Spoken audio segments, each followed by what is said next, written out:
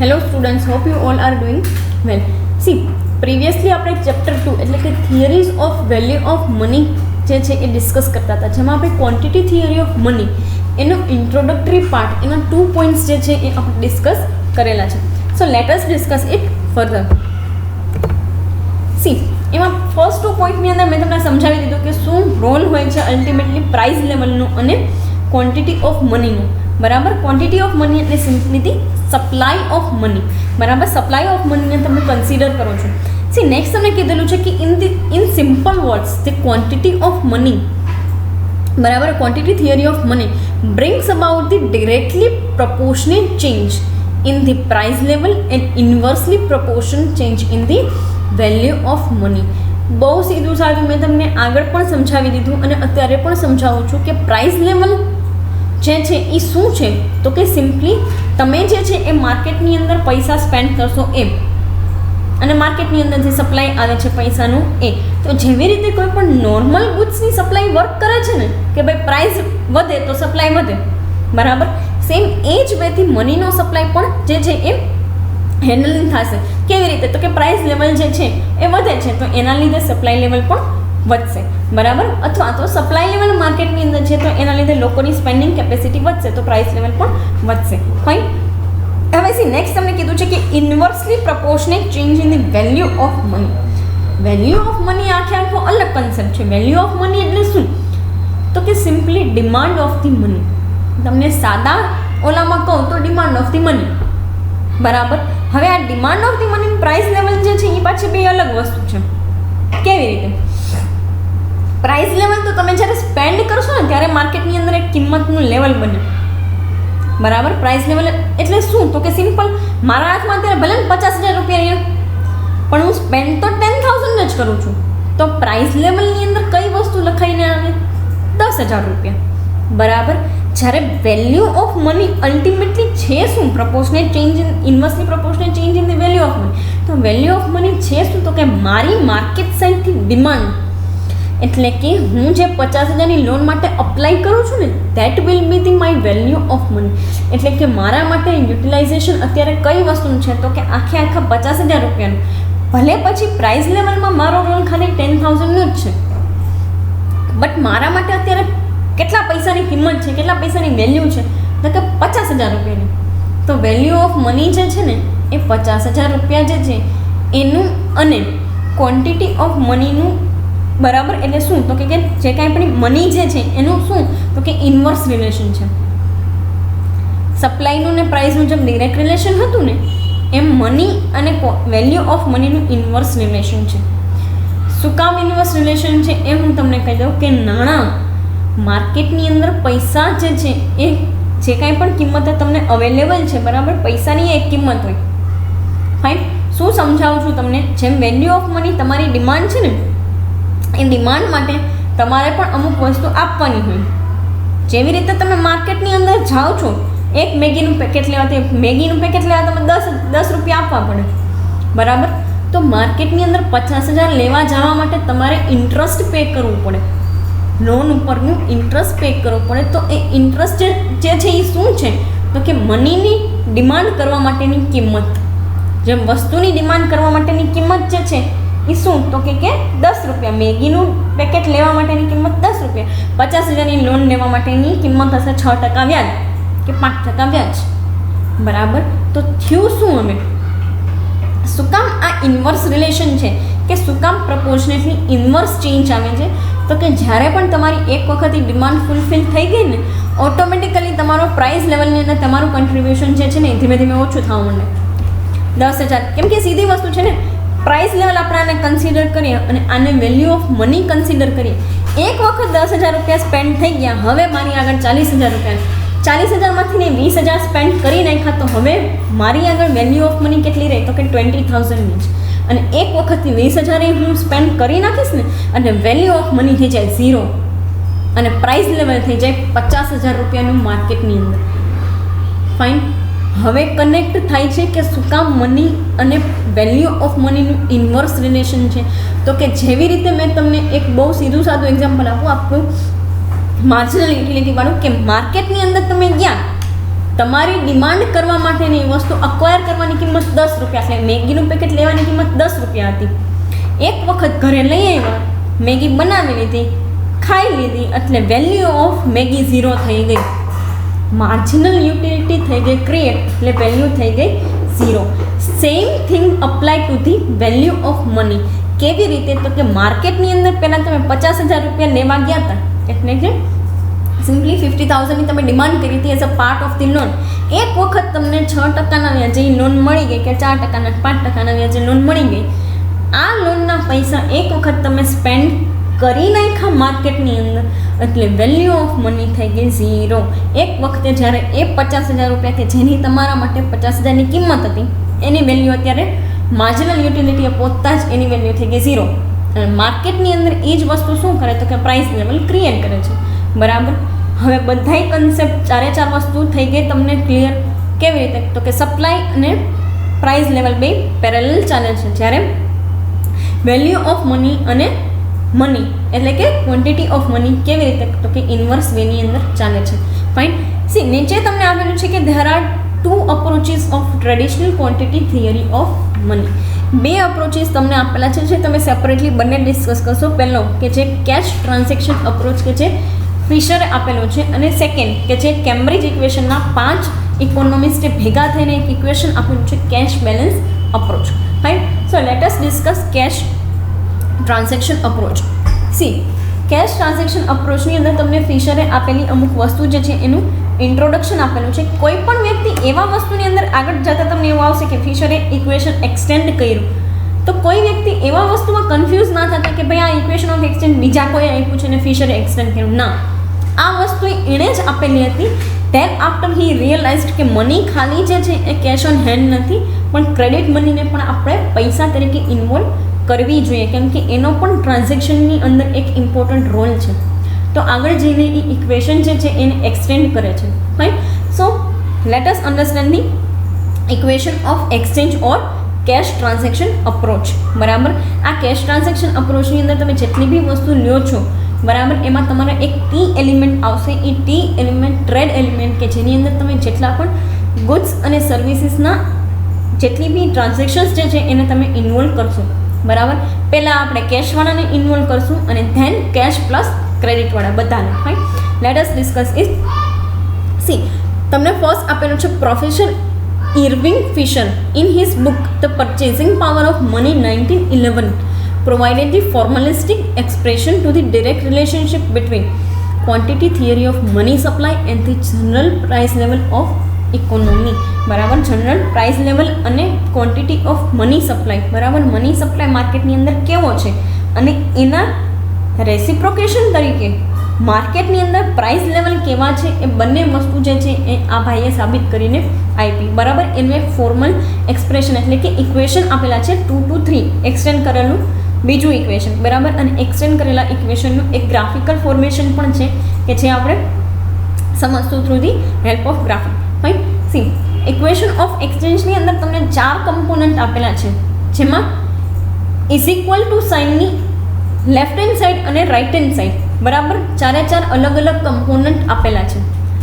ચારેય કમ્પોનન્ટને ડિફરન્ટલી સમજવાના છે, જેમાં MV is equal to PT તમને આપેલું છે, જેમાં દરેકનો પોતાનો એક અલગ રોલ છે. Fine. Let us discuss MV is equal to PT, where M represents the total quantity of money supply. એટલે આપણા કેસમાં એમ શું રિપ્રેઝેન્ટ કરતું હશે? જો આપણી કન્ટ્રીના કેસમાં જોવા જઈએ તો એમ જે છે ને એ M3 રિપ્રેઝેન્ટ કરતું હશે. બરાબર. એમ એટલે શું? તો કે M3 રિપ્રેઝેન્ટ કરે છે આપણા કન્ટ્રીનું બ્રોડ મની અથવા તો આપણા કન્ટ્રીનું ટોટલ મની સપ્લાય. વી તમને આપેલું છે, જેમાં તમને એવું કહે છે કે V represents the velocity of circulation of money. What velocity stands for? બરાબર. વેલોસિટી શેના માટે તમને કીધેલું છે, અથવા તો વેલોસિટી વર્ડ શેના માટે આપેલું છે? તો કે સ્પીડ, કોઈ પણ વસ્તુની ગતિ. તો એ શું કહે છે? તો કે velocity V represents the velocity of circulation of money, એટલે કે કેટલી સ્પીડમાં મની સર્ક્યુલેટ થાય છે. હું કેટલી સ્પીડમાં વસ્તુ લેવા કોઈ બીજા વ્યક્તિ પાસે જાઉં છું, એ વ્યક્તિ કોઈ ત્રીજા વ્યક્તિ પાસે, એ વ્યક્તિ કોઈ ચોથા વ્યક્તિ પાસે, તો એવી રીતે મની કેટલી સ્પીડમાં ઇકોનોમીમાં સર્ક્યુલેટ થાય છે ને એ વસ્તુ કીધેલી છે. બરાબર. તો સી બંને કમ્પોનન્ટ્સ જે છે એને ઇક્વલ ટુની લેફ્ટ હેન્ડ સાઈડ આપણે કમ્બાઈન કરીએ તો એ શું આપે છે તો કે એક તો આખો મની સપ્લાય અને કેટલા સ્પીડથી એ મની સપ્લાય સર્ક્યુલેટ થાય છે ને એ વસ્તુ આપેલી છે. બરાબર, સમજો છો તમે મારી વાત? શું તો કે સિમ્પલી એમવી એ બંને કમ્પોનન્ટને ભેગા કરતા એ તમને શું બતાડે છે તો કે માર્કેટની અંદર આખો ટોટલ મની સપ્લાય કેટલી સ્પીડમાં ટ્રાન્ઝેક્ટ થાય છે, બરાબર, કેટલી સ્પીડમાં એ સપ્લાયના ટ્રાન્ઝેક્શન્સ થાય છે એ વસ્તુ તમને એક સાઈડ આપેલી છે. બરાબર, એક વસ્તુ તમે જુઓ બ્રેકેટની અંદર એક વસ્તુ આપેલી છે કે the average number of times each unit of money is spent for the purchase of goods and services. બરાબર, તો વી સાઈડ તમને કઈ વસ્તુ આપેલી છે, જેમ મેં તમને કીધું એમ કે એક વ્યક્તિ કેટલી સ્પીડમાં બીજા દુકાનદાર અથવા તો કોઈ પણ પર્સન પાસે વસ્તુ લેવા જાય છે, એ દુકાનદાર કેટલી સ્પીડમાં હોલસેલર પાસે જાય છે, હોલસેલર કેટલી સ્પીડમાં મેન્યુફેક્ચરર પાસે જાય છે, મેન્યુફેક્ચરર કેટલી સ્પીડની અંદર રો મટીરિયલ સપ્લાયર પાસે જાય છે, ને રો મટીરિયલ સપ્લાયર કેટલી સ્પીડમાં માઇનિંગ એક્ટિવિટી કરી અને ગવર્મેન્ટ થ્રુ રો મટીરિયલ લઈ આવે છે.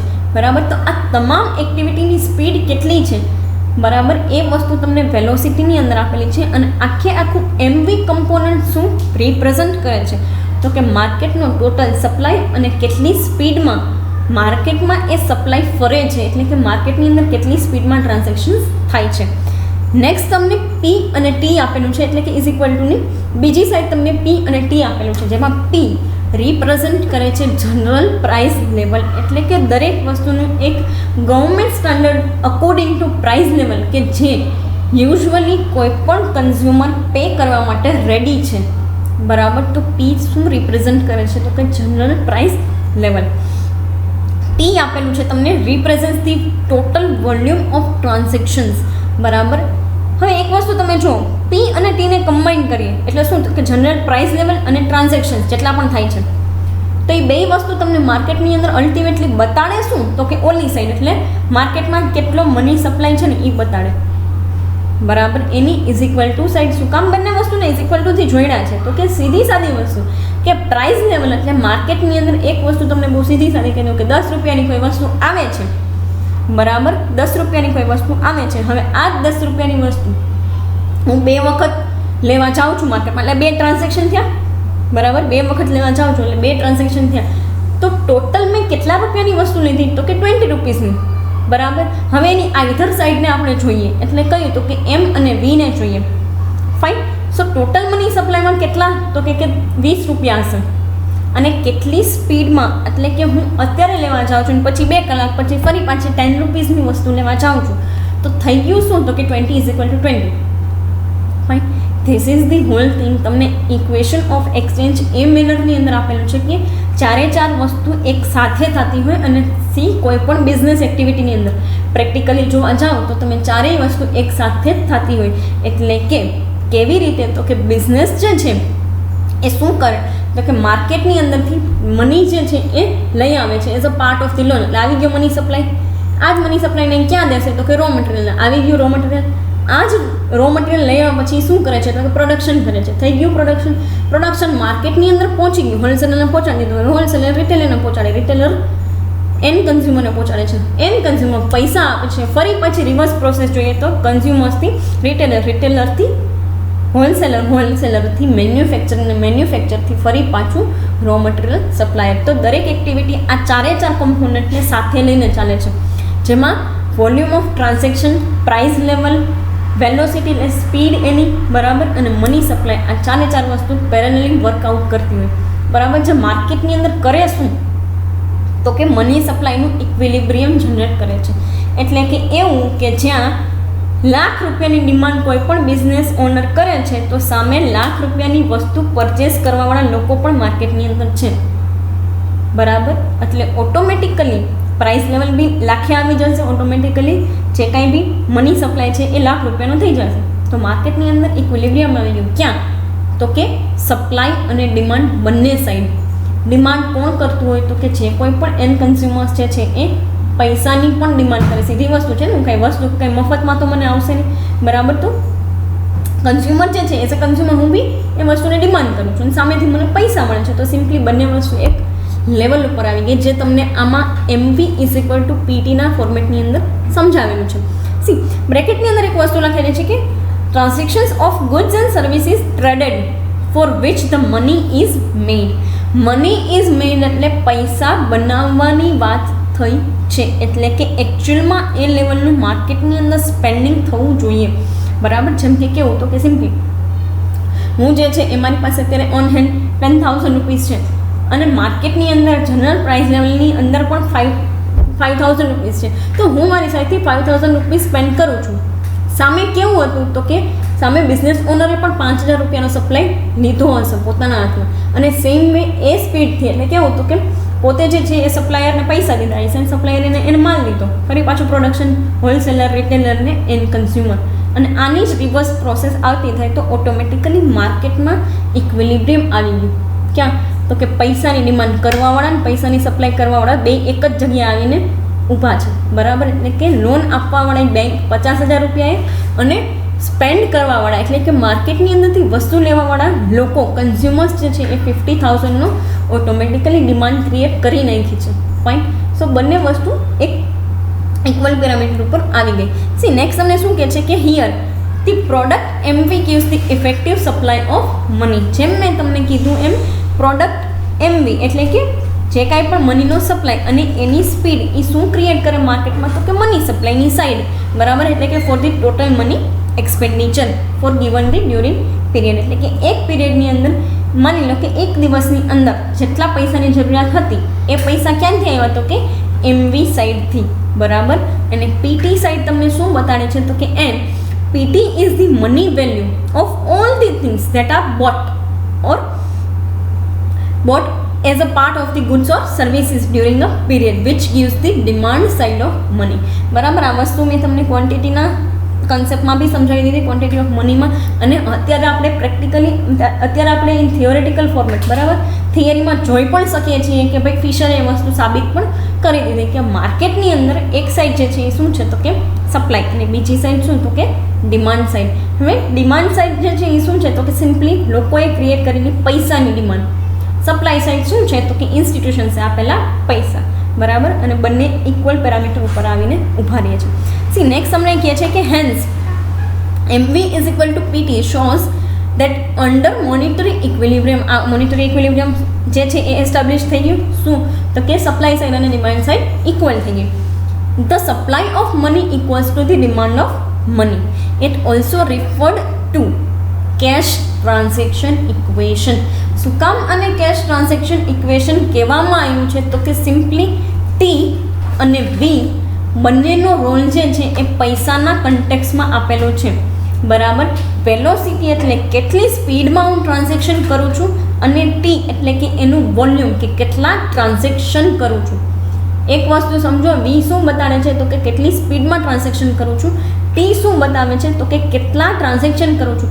એક દિવસના માની લો કે હું 15 ટ્રાન્ઝેક્શન કરું છું અને દરેક ટ્રાન્ઝેક્શનની અંદર એક સરખી અમાઉન્ટ છે, તો ultimately at the end of the day મેં કેટલા મની જે છે એની ડિમાન્ડ ક્રિએટ કરેલી હશે. You can see that. બરાબર, ખાલી અને ખાલી તમે એટલું તમારા પૂરતું એનાલિસિસ કરજો કે ભાઈ હું એક દિવસની અંદર કેટલા રૂપિયા વાપરું છું, તો એ સિમ્પલી તમારો શું થઈ ગયો તો કે તમારી ડિમાન્ડ ઓફ મની.